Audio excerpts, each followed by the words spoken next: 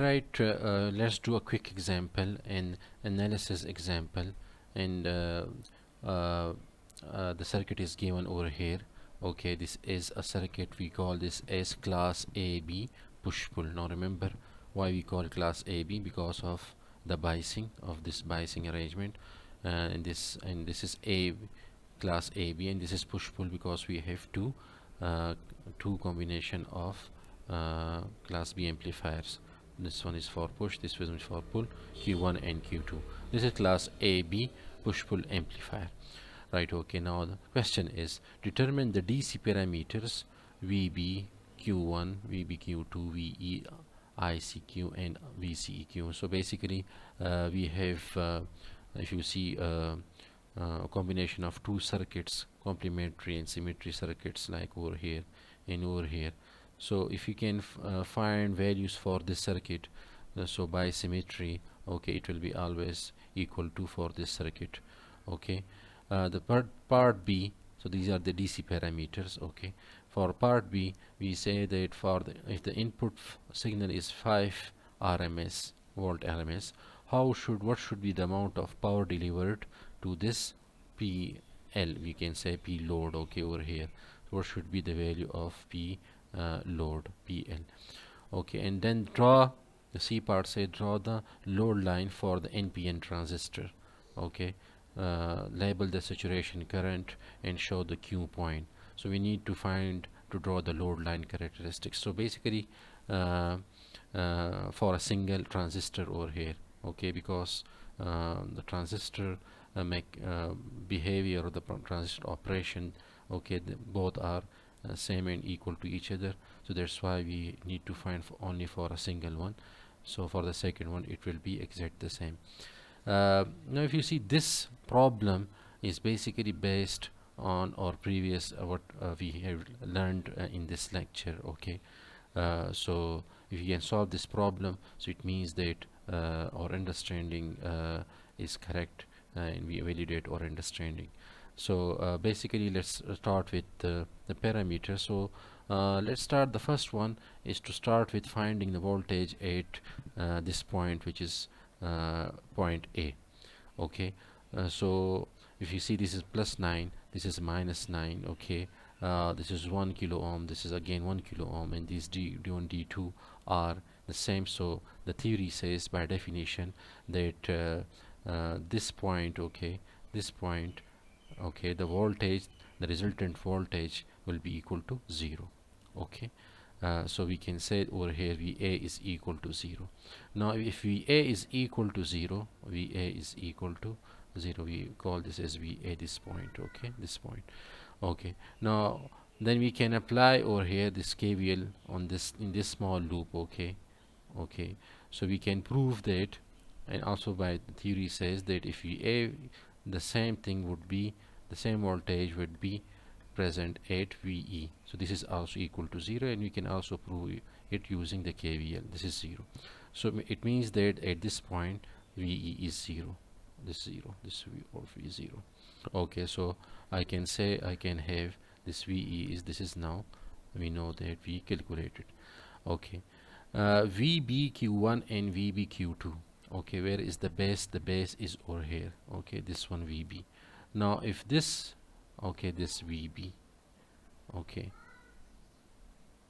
okay, now if this is 0 and this, okay, remember this small is 0.7. okay, the junction voltage of D1 is 0.7, so I can say that this VB, okay, VB will be equal to, over here if you see, this whole will be equal to, from here to here, okay, will be the summation of 0 and plus 7.7, 0.7. It means that VB for Q1 is 0.7. okay, and we can also by symmetry we can calculate VB for this over here as equal to 0.7, but with a negative sign, because the same thing, but what happens that the voltage will be negative because of the negative VCC. So this is minus, this is done. Okay, okay, Now what should be VCEQ? VCEQ, okay, where is VCE? VCE is basically the voltage between over here and over here. Okay, this is your VCE, collector and emitter. So we know the relation that, okay, that VCE, okay, is basically equal to, okay, is basically equal to VC minus VE. Now remember, this equation we are using again and again, and we have tested this equation. Okay, what is VC? VC is over here 9. VC is this one. VC is over here. Okay, this is your VC, the collector voltage at the collector, minus VE. Minus VE, what is the voltage? This is, we calculate this is to be 0 watts, already calculated. This is 0 watts. Okay, so what should be the value? The value is equal to, this VCEQ will be 9 volts. 9 volts. Okay, so I can write this as 9 volts, okay, for Q1. And what should be for Q2? By symmetry should be again 9 volts, okay, but with a negative sign because of the opposite polarity and the PNP characteristics of the Q2. This is done. Okay, now what about this ICQ? Now ICQ will be equal to, it's basically depends upon IB. Okay, so whatever the theory says, okay, for class AB, that whatever you have a current for the for IB, the same current will be equal to for the ICQ, right? Okay, for the class AB push-pull circuit.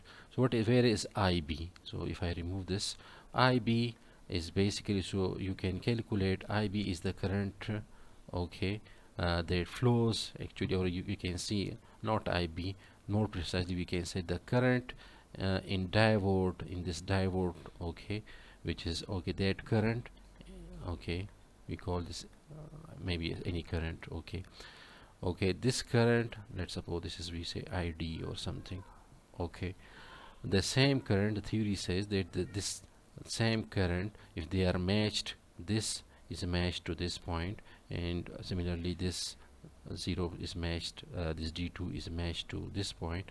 So the current ID will be equal to the current basically ICQ. It will be the current IC. So first of all, we need to find the current in this branch, in this branch. But if you see in this branch, okay, if I need if I want to find current over here, so you can see, okay, this is a series combination, all of this. So it means that the current will remain for the entire branch the same. Okay, so it means that, okay, this entire branch, this is plus 9 volts, this is plus 9, and this is minus 9. Okay, so by Ohm's law I can say current is actually equal to V divided by R. So this will be V divided by R. What is V? Okay, the V would be this is 9, and this is, okay, minus 9.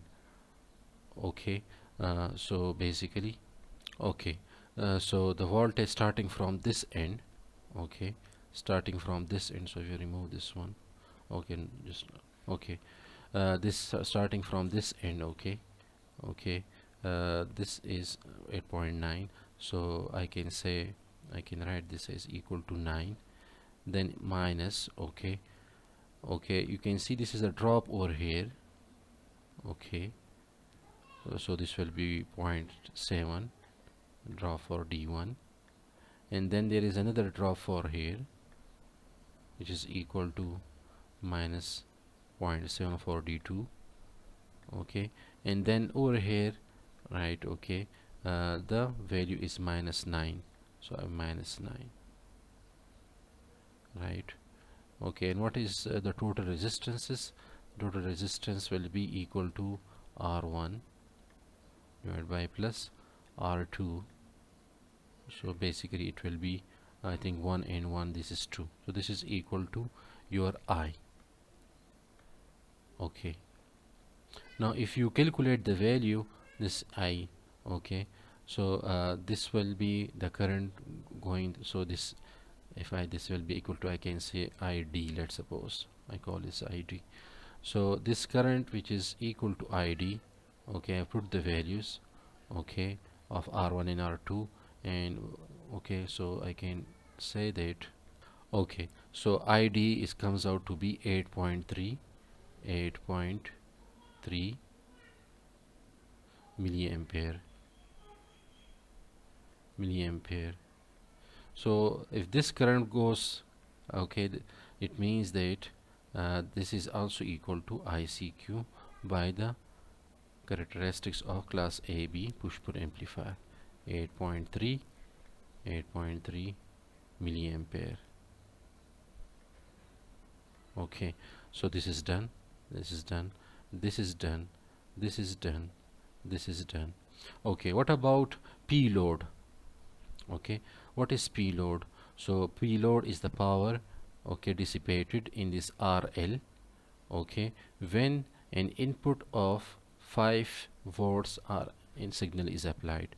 So for that what we do, we know that, okay, if V in is equal to, let's suppose if V in is equal to 5 volts RMS, okay, we know that V out, we should know first of all take out the V out. V out is equal to, it will be the voltage gain times V in. Okay, now for a common, for this emitter follower, okay, okay, what happens, that is AV for this configuration for emitter follower over here, okay, what we do is that the gain is equal to 1. Okay, so it means that V out is equal to 5 volts. Okay, it is equal to V in, which is equal to 5 volts, because the gain, voltage gain is so now by I can say now P load over here. Now if I can put the value like 5 over here in this formula, okay, which is P out square, okay, divided by, okay, this is square divided by RL has the value of 50. Okay, now if you calculate, it comes out to be 25 divided by 50, which is equal to 0.5 volts, 0.5 half volt, half watts, right? Okay, this is done. Now what about